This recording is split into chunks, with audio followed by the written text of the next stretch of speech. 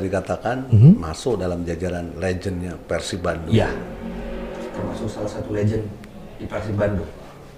Gak usah lama-lama lah. 2008 lah.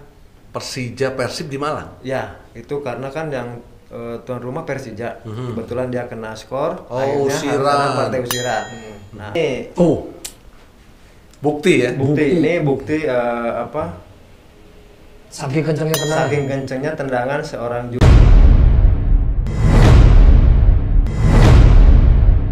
Ketemu lagi di Elite X Pro TV bersama saya Icong dan Saya Supriyono. dalam program Ngorek. Ngobrol bareng Elite X Pro.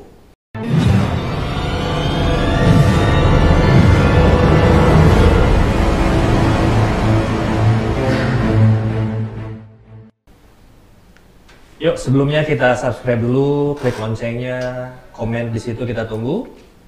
Hari ini kita sudah ketemu lagi, Bang. Jadwal baru, hari baru, Jadwal baru, tahun baru. tahun baru. Mudah-mudahan semangat dan motivasi baru. Ya, Tetap semangat. tetap semangat, Jangan lupa jaga kesehatan. jaga kesehatan. Oke, hari ini kita sudah kedatangan, dari Jawa, soal penjaga gawang di Persib Bandung tahun berapa? Beliau bareng sama saya 2002. Ya. Pernah satu tim? Pernah satu. Maksudnya satu satu di Persib? frame ya. Hmm. Dan Siapa beliau bisa dikatakan masuk dalam jajaran legendnya Persib Bandung. Iya, termasuk salah satu legend di Persib Bandung. Gak usah lama-lama lah. Lama-lama lah. Kita kenalkan. Kita Cecep Gegep Gegep Supriyatna. Salam olahraga. Salam olahraga. Apa kabar Kang Cecep? Alhamdulillah baik. Aktivitas sekarang kegiatan? Kegiatan sekarang ya ngantor lah. Kantor ya. Ya. Ada proses adaptasi yang sulit nggak setelah jadi pemain, terutama penjaga gawang, kemudian harus bekerja sebagai di kantoran ya? Ya mungkin adaptasinya ya mungkin biasa saya di lapangan, ya sekarang di ruangan. Oke, Nah. lapangan dan ruangan, Ruangan. outdoor dan indoor gitu ya. Betul. Pantas agak putihan. Asal. Ya, karena saya rajin. Rajin. Nah, rajin nyalon. Nyalon. Ini hairstyle-nya memang begini kan dari Iya, dulu. dari dulu seperti ini. Bukan karena rambutnya rontok, tapi memang seperti ini. Style-nya seperti Style ini. seperti ini. Saya sempat sekamar sama Ini kalau saya Gegep gondrong ini. bukan Cecep Supriyatna. Sumardi. Sumardi. Oke, fungsi dan tugas di kantor bisa dijelaskan. Mudah-mudahan adik-adik kita juga terinspirasi. Jadi setelah tidak bermain bola itu ada kegiatan di perkantoran. Ya. Ya sekarang kebanyakannya ya berurusan dengan berkas. Berkas. Dengan berkas-berkas ya. Kalau ada pelaporan pajak ya saya bagian. Sempet sekolah atau seperti apa? Atau bisa karena terbiasa? Bisa karena terbiasa. Oke. Karena flow-nya melihat tiap hari seperti itu teman-teman ya? yang lain juga pengalamannya seperti apa ya itu bisa saya ikutin. Luar biasa. Menarik. Ya itulah dituntut memang seorang pemain bola itu kan harus pintar, harus Ya. smart ya. Ya. Tidak hanya di lapangan, Ya. ya kan di luar lapangan Betul. juga harus menyesuaikan dengan situasi yang ada. Tapi kenapa memilihnya di jalur itu kan? Tidak, karena di pemerintahan kan ada yang bagian olahraga apa yang begitu. Dispora Di ya. Spora. Ya karena dari awalnya saya udah ditempatkan di Spenda. Kalau dulu kan di Spenda. Kalau sekarang berubah lagi menjadi Bapenda. Nah, jadi dari awal ya alhamdulillah sampai sekarang ya masih tetap aja di situ di satu dinas gitu. Kota ya, Kota ya. bukan provinsi. Mantan banyak di situ ya. Banyak. Kebanyakannya angkatan 94. 94 95 Ya. yang juara ketika itu. Ya. Betul. Saya masih SMP itu bang itu 94. Saya belum masih Sudah ke Italia. udah itu ya? jalan setahun itu. Nice. Luar biasa. Nyaman di situ ya. Mencintai pekerjaan.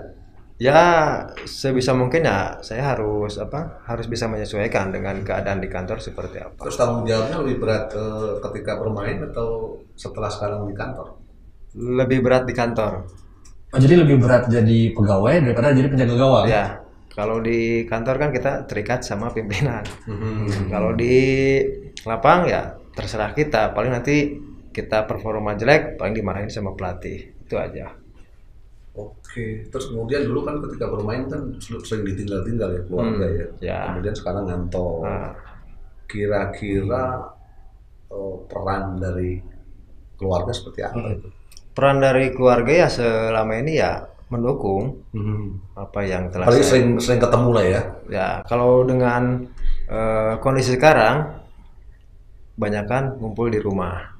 Beda dengan waktu saya masih Aktif. aktif. Paling ya seminggu sekali lah bisa ngumpul utuh gitu di rumah itu. Iya. Ya istilahnya kalau sekarang jadwal weekend bisa dengan keluarga. Ya. Kalau dulu kan jadwal main biasanya Liga Sabtu Minggu, Bang. Sekarang weekend Banyaknya di rumah. Ya, istilah kerennya mah family time gitu. Family time. Itu yang menarik gitu. Ada putra yang mengikuti jejak Kang Gegep. Putrinya apa? Anaknya berapa? Laki-laki semua apa? Yang pertama anak saya ada 2. Yang pertama putri, yang kedua perempuan. Alhamdulillah ya. Ya, Yang pertama putri, ya, yang kedua perempuan. Wah. Ya. Jadi tidak ada jalur sebagai penerus tidak ada. penjaga gawang. Tapi kan sepak bola putri juga ada. sekarang. Sekarang. Tapi alhamdulillah ya masih bisa mengikuti jejaknya lah sebagai seorang atlet. Oh masih ada. Ya, Ada darah juga. ya darah juga ada. Cabang apa? Sabor bola voli. Wah, berarti posturnya tinggi. Istilahnya tukang gebuk. Iya sama-sama lah. Pakai tangan gitu. Iya. Luar biasa. Di apa? Disalurkan kemana kan? Masih jadi atlet Jabar atau yang putri? Sementara sekarang masih klub biasa di Karisma, terus sekarang juga lagi ikut proses seleksi untuk Porda mungkin ya. Ya mudah-mudahan aja ada rezekinya bisa Amin. memperkuat tim Porda Kota Bandung gitu.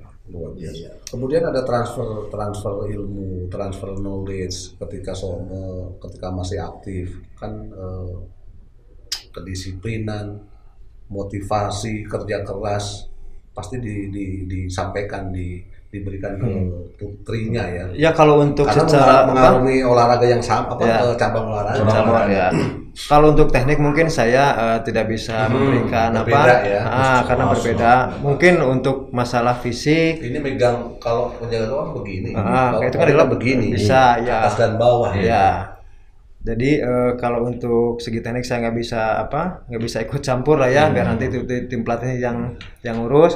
Nah paling untuk masalah kekurangan di fisik, saya bisa menambahkan. Gitu. Sama motivasinya. Nah motivasi dan juga Kolaborasi disiplin, ya di betul.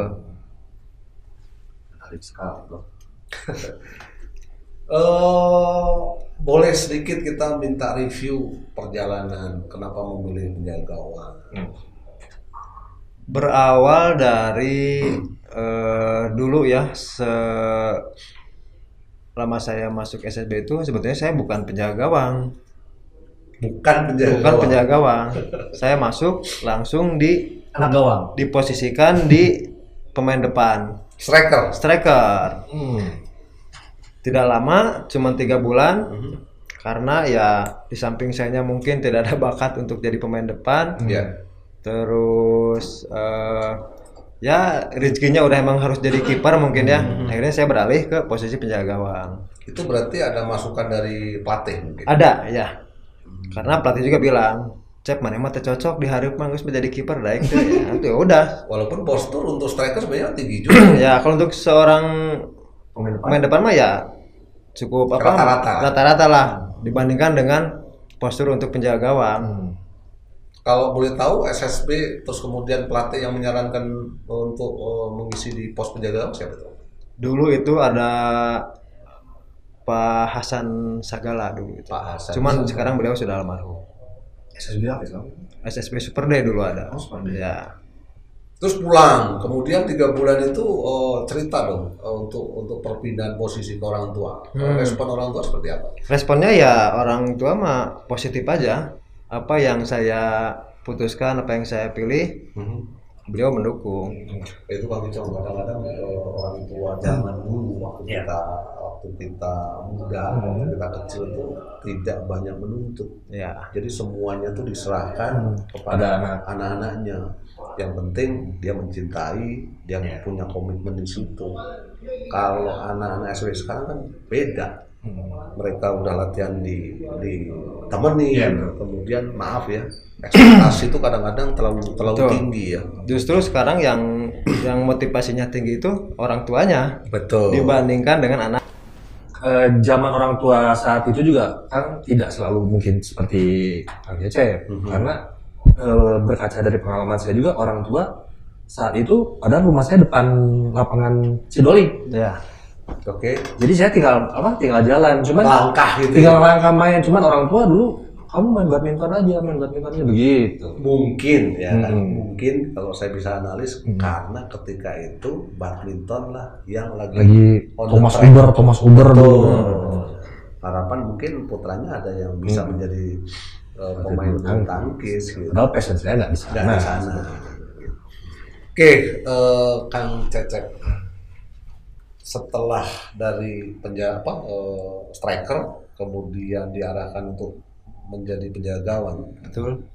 langsung kan bermimpi, berimajinasi, ada nggak idola yang diimpikan ketika seneng di posisi penjaga gawang? Ya dulu pas zaman saya masih SD, saya sering main bola.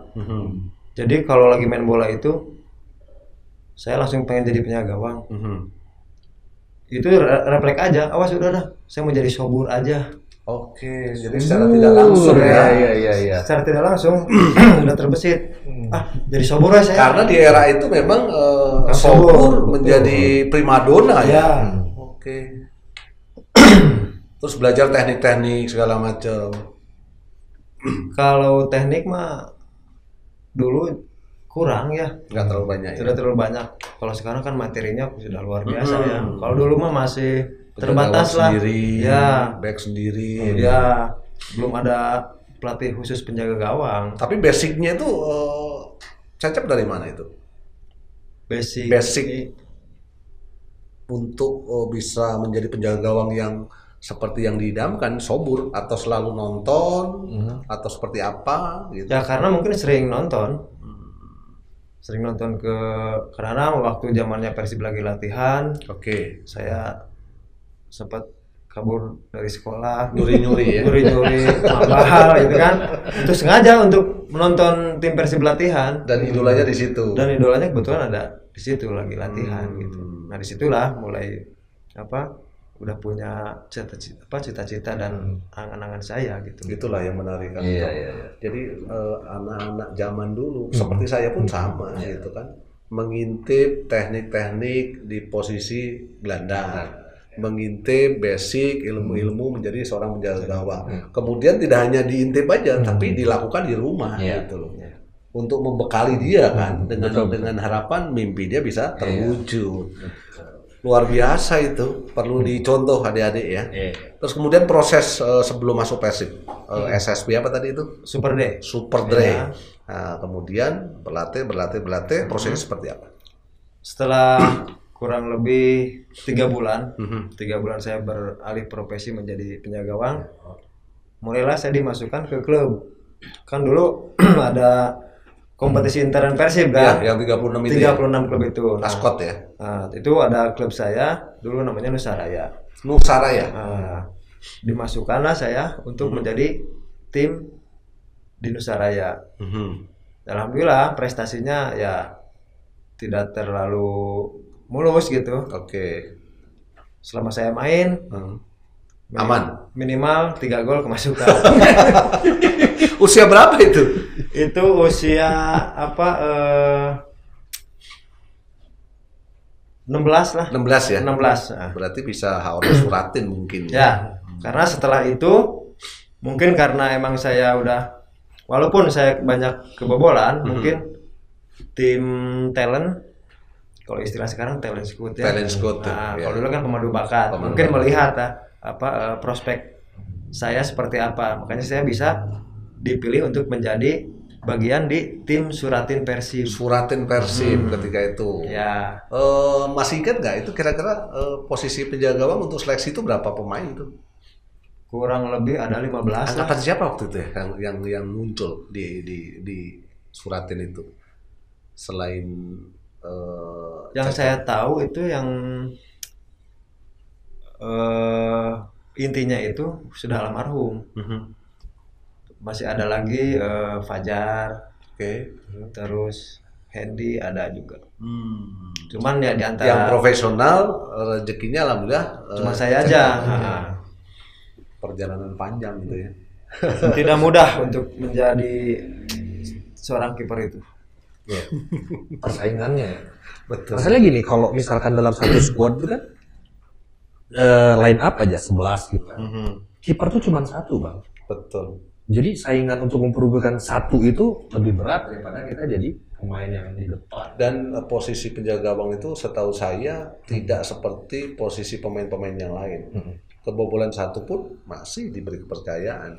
Karena apa? Untuk beradaptasi memainkan pemain yang baru, itu kadang-kadang pemain-pemain back itu kan perlu kenyamanan juga gitu. Kita pengen mengedukasi juga kepada orang-orang di sana, di luar sana, bahwa kadang-kadang kenapa kiper tuh selalu disalahkan ya Kang? Jadi gini lah, dalam artian walaupun kita menyelamatkan 20 tendangan, Iya. tapi kegolan satu tetap kegolan. Gitu. Ya.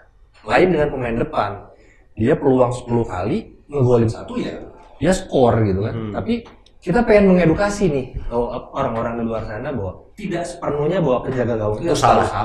Betul lah. Ya, betul. Karena ya kalau saya pikir kalau sekarang itu posisi penjaga gawang itu mungkin yang paling berat ya Dan untuk vital ya.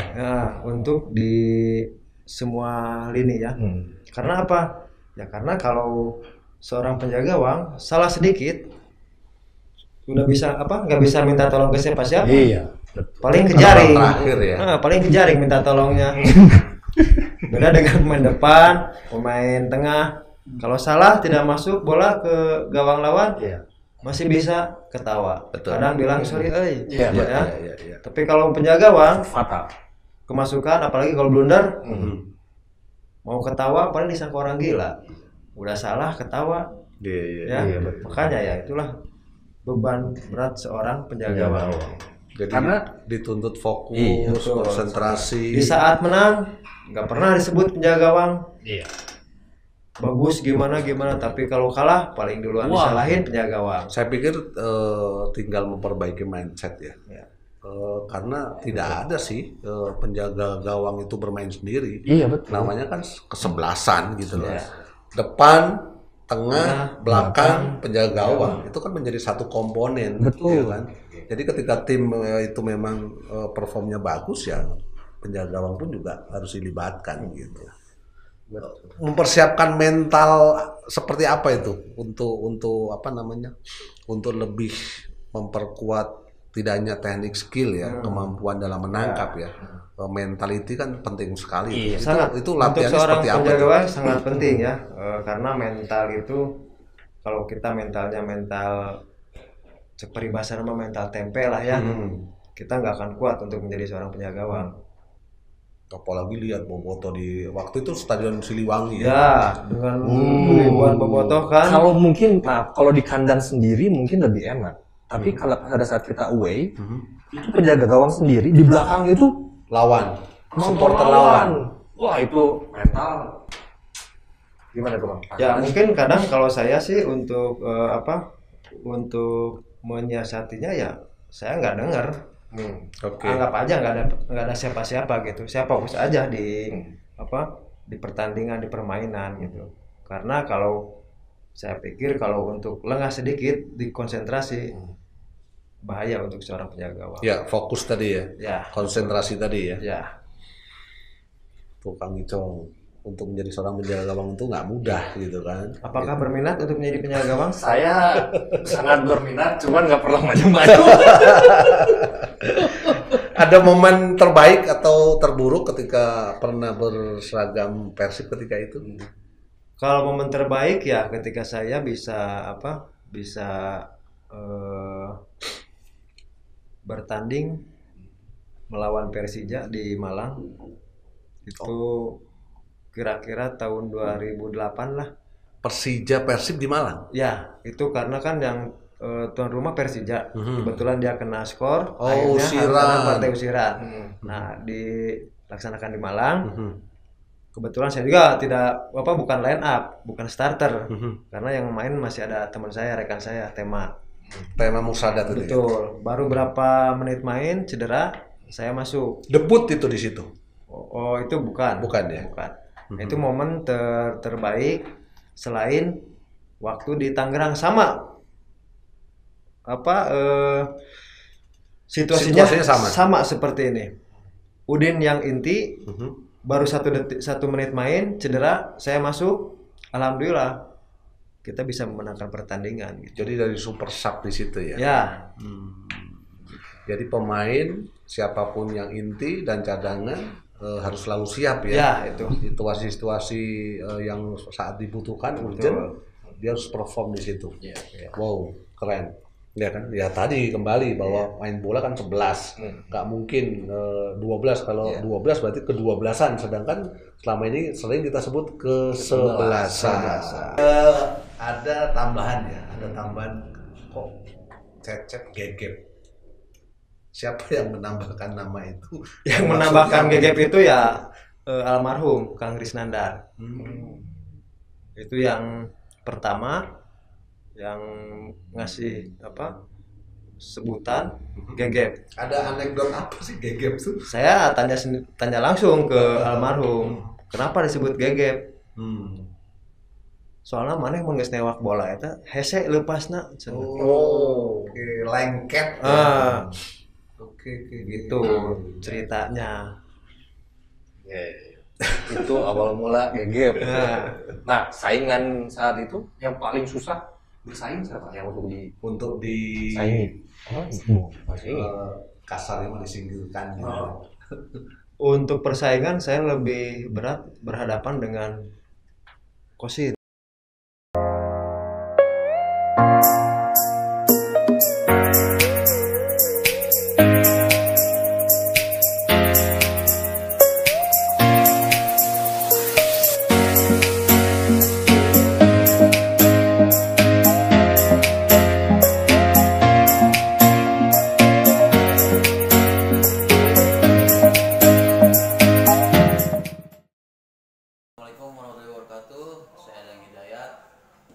Bicara kiper Persib tentu masih ingat dengan Cecep Supriyatna si Gegep Tea. Dia adalah sosok pemain, seorang kiper yang temperamental, keras, tapi dia sangat peduli sama teman. Terbukti dengan kalau misalkan ada teman yang kena kena tendang, kena ini, dia yang paling depan. Kalau di luar lapangan dia pemain yang enak dalam artian aware sama teman, suka membantu, dan banyak lagi yang hal positif dari dia. Terima kasih.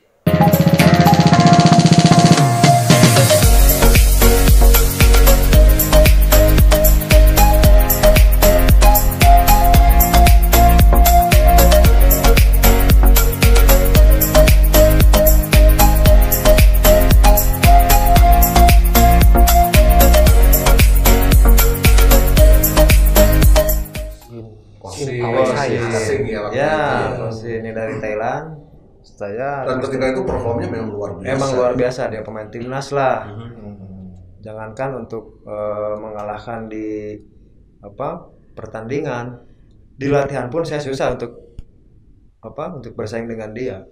Itulah Kang Icong, ketika berbicara penjaga gawang itu kepercayaan pelatih dan pemain belakang itu memang lebih besar ya dibanding pemain-pemain di posisi yang lain gitu. Sangat vital sekali untuk posisi penjaga gawang gitu. Terus dampaknya apakah dengan Kosin terus line up ada nggak menurun atau malah makin? Justru saya bisa belajar banyak dari Kosin. Karena dengan melihat kualitas dia ya banyak ilmu yang saya dapat dari dia. Beliau memberikan ilmunya langsung, mengajarkan gitu. Ya. Kadang-kadang saya minta tolong sama dia untuk coba tolong latih saya sekalian. Transfer ilmu ya. Nah, transfer ilmu, dan dia juga tidak keberatan ya. Dia juga ikut memberikan materi-materi latihannya selama dia waktu di Thailand seperti apa. Ya alhamdulillah banyak ilmu yang saya dapat dari dia. Kosin kalau lihat ya, terima kasih ya sudah Jangan lupa Kosin like and subscribe. Itulah gunanya ketika Indonesia itu banyak dihuni pemain-pemain asing. Diharapkan tidak hanya sebatas mereka bermain di kita, tapi transfer knowledge. Ya. Mudah-mudahan dengan transfer knowledge itu persepak bolaan kita juga lebih maju. Seperti apa yang sudah dilakukan oleh Kosin pada Gegep Supriyatna. Ya kadang-kadang saya juga pengen suka pengen ketawa gitu ya. Lepas Kosin datang timnas Indonesia. Ya. Susah lagi kan? Ya. Susah lagi mau menerobos tuh ya. Susah. Pengen menjadi starter itu tuh susah. Lepas yang ini datang lagi timnas lagi. Tapi saya tidak putus asa. Tetap aja saya berlatih dan berlatih. Bersaing tetap positif. Betul. Sampai pelatih bisa kembali percaya lagi kepada saya. Atau karena memang di satu sisi Persib punya sejarah yang kuat, kemudian juga kredibilitas di sepak bola Indonesia juga luar biasa. Untuk menjaga itu kan harapan mereka tetap survive, kemudian termotivasi juga pemain-pemain lokal untuk bisa lebih maksimal ya. Jadi intinya persaingan jadi lebih positif lagi gitu. Tapi memang Persib punya sejarah penjaga gawang bagus. Kalau flashback ya sebenarnya dulu kan selalu memunculkan penjaga gawang yang luar biasa. Zaman Sobur. Dan satu-satunya klub mungkin ya juara tanpa pemain asing. Ya betul. Ada Kang Sobur, Kang Boyke, Anwar Sanusi, Gatot Pras, sama Estiadi. Ya dinamika sepak bola kan transformasi ya, sudah menjadi industri itu mungkin ya. Walaupun pemain-pemain lokal juga bisa dimaksimalkan sebenarnya. Kembali lagi bahwa tuntutan mungkin. Juga saingannya. Pokoknya intinya perjuangan yang sangat berat aja. Prosesnya panjang, kerja keras. Kalau mentalnya tadi Gege bilang tempe ya mungkin selesai ya. Baru satu musim mungkin udah sudah out. Yang menurut Kang Cecep sepanjang sejarah Persib ya di dalam siapa aktor yang paling jago itu? Sintawecai ya sekarang namanya? Kosin. Ya Kosin berubah jadi Sintawecai. Siapa lagi selain yang di luar pemain asingnya? Di luar pemain asing di situ ada tema ada Markus. Dari proses panjang kemudian persaingan untuk masuk starting 11 kan begitu luar biasa ya. Ada Kosin, Yandri Pito segala macam. Nah, ini buat adik-adik ya. Selain tadi motivasi mental, tipsnya untuk menjadi seorang penjaga gawang itu seperti apa sih? Apa aja yang harus dimiliki? Apalagi sekarang sepak bola sudah bertransformasi, seorang penjaga gawang itu terlibat. 20% menangkap bola, 80% terlibat. Ya. Jadi ya motivasinya ya sekarang pertama ya mungkin selain teknik, skill, mental harus kuat. Mental di situ ya. Karena dengan mental kuat, insya Allah lah teknik juga akan keluar. Sekarang kalau kita teknik bagus, mental jelek, ya semua tidak akan keluar teknik. Di samping fisik juga harus bagus. Ya kalau untuk masalah postur ya orang banyak bilang kalau postur untuk penjaga gawang saya ini kurang ideal. Tapi saya nggak berputus asa dengan pendapat orang. Walaupun penjaga gawang Meksiko kan juga pendek juga, 170. Ya lebih hampir sama lah kalau dibandingkan dengan saya hampir sama lah sepantar lah. Cuman ya saya bisa menutupi kelemahan yang saya punya dengan berlatih serius untuk menutupi kelemahan saya. Oke, ada sisi lain ya yang bisa lebih memperkuat bahwa seorang Cecep Gegep itu pantas berposisi sebagai penjaga gawang. Gitu. Ada keinginan untuk latih? Keinginan ada, cuman waktu yang nggak ada gitu. Saya dengar-dengar ada bikin privat untuk penjaga gawang. Ya, sampai saat ini saya masih memberikan privat untuk penjaga gawang. Ya, walaupun seminggu cuma 1 kali. Berbagi pengalaman. Ya, berbagi pengalaman, ilmu. Dan mudah-mudahan di Persib Bandung tetap selalu memunculkan ya, penjaga lokal ya. Ya, saya berharap seperti itu. Jadi nanti di suatu saat Persib tidak lagi mengimpor penjaga gawang dari luar ya. Kita berdayakan dari Produk Bandung asli.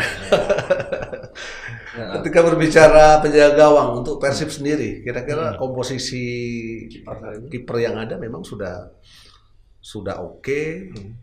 Rekomendasinya seperti apa? Semenjak Persib kehilangan Deden yang karena Deden Nasir yang karena insiden patah tulang kakinya, ya mungkin sekarang tidak ada lagi mungkin asli yang Bandung ya. Mungkin ada yang pelapis ada sih, kayak Akil kan. Akil. Itu pelapis. Cuman kalau Deden kemarin betul-betul memperlihatkan kualitas tekniknya, ketenangannya ada, reading the game-nya ya kan. Yang mudah-mudahan aja Akil bisa mengikuti jejak Deden Nasir gitu untuk menjadi penerus ya. Ya, penerusnya. Dan gitu. sepertinya dilihat Akil juga postur tingginya sedikitnya agak lebih tinggi ya. Punya prospek bagus lah untuk seorang penjaga gawang. Tinggal jam terbang. Nah, tinggal pengalaman. Ya, betul. Selain Kosin ada yang diidolakan untuk penjaga gawang di Indonesia? Selain Kosin ada Sobur, terus ada juga Aris Rinaldi. Kenal nggak? Pernah dengar Aris Rinaldi? Pernah dengar. Dia sempat di Persib juga ya. Setelah Medan ya? Perserikatan ya, betul, dari Medan. Kenapa saya mengidolakan dia? Karena ya penjaga gawang jebolan Medan itu ulet ya. Dan berani ya. Dan berani, sangat luar biasa. Itu yang mentalnya sudah luar biasa itu. Kalau kiper nasional yang pantas untuk jadi kiper timnas sekarang saat ini? Saya lebih pilih yang dari Borneo itu siapa yang tinggi-tinggi itu? Nadio itu. Arga Winata. Ya, itu. Postur oke, masih muda. Kemudian skill, tuntutan tadi skillnya bagus. Skill bagus. Ya tinggal itu Kang Icong, jam terbang ya kan, menit bermain. Mudah-mudahan juga dari jam terbang menit bermain itu mereka terasah ya. Ya. Gitu. Ada lagi Kang Icong yang perlu dikorek dari seorang Gegep Supriyatna? Saya kira apa pendapat orang yang tadi yang barusan menilai tentang goalkeeper itu? Ada satu pepatah bahwa a goalkeeper cannot win the game. Artinya? Iya. Jadi seorang kiper itu tidak bisa memenangkan pertandingan. He can only save it. Dia hanya bisa menyelamatkan sebuah pertandingan. Yes. Di posisinya ya. Saya sangat setuju. Intinya tetap bahwa peran seorang penjaga gawang itu tidak bisa dikecilkan. Iya. Punya peran besar untuk menyelamatkan gawangnya dari kekalahan. Betul. Ada harapan untuk pemerintah daerah atau pusat mengenai sepak bola? Ya harapannya ya harus pemerintah terutama mantan lah mungkin ya. Harus bersinergi lah ya. Kita harus kompak. Jangan ada clash lah gitu. Ya. Blok-blokan. Kita harus kompak karena kita sama-sama pernah bermain bola. Jadi di luar lapangan ya kita juga tetap harus kerjasama, teamwork lah gitu. Respect ya. Respect, betul. Ada satu hal yang jadi tanda buat Kang Cecep. Siapa tendangan dulu yang pernah bikin bengkong jarinya?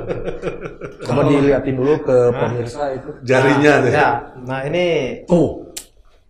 bukti ya. Ini bukti saking kencangnya tendangan seorang Julio Lopez. Julio Lopez. Dulu dia waktu pertandingan lawan apa itu? Dulu dia di tim mana? Di PSIS. Nah, terus balik pindah ke Persib.